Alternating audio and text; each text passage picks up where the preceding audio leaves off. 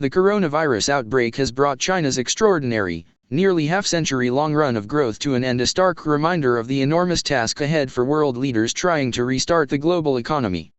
Chinese officials on Friday said that the world's second-largest economy shrank 6.8% in the first 3 months of the year compared with a year ago, ending a streak of untrammeled growth that survived the Tiananmen Square crackdown, the SARS epidemic, and even the global financial crisis.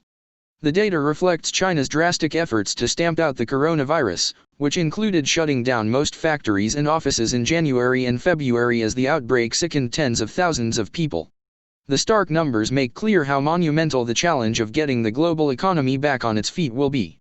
Since it emerged from abject poverty and isolation more than 40 years ago, China has become perhaps the world's single most important growth engine, one that lifted fortunes during previous times of trouble, like the financial crisis.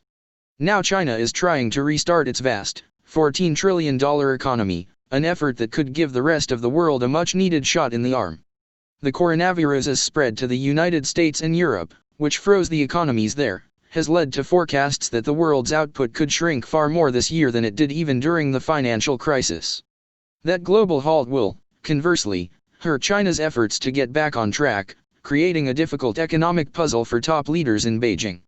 The pandemic and attempts to contain it have sharply cut the world's appetite for China's goods, which could lead to factory shutdowns and worker furloughs even as the country tries to get back to business. China has gradually lifted many of its limits on work and travel in recent weeks. But business people across China say that times remain difficult.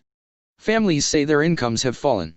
This year is difficult. Some have lost their jobs, some cannot find work to do, said Lu Xia, a fruit vendor from a village on the northern outskirts of Beijing. Those who do go to work and those who are still in business are greatly affected.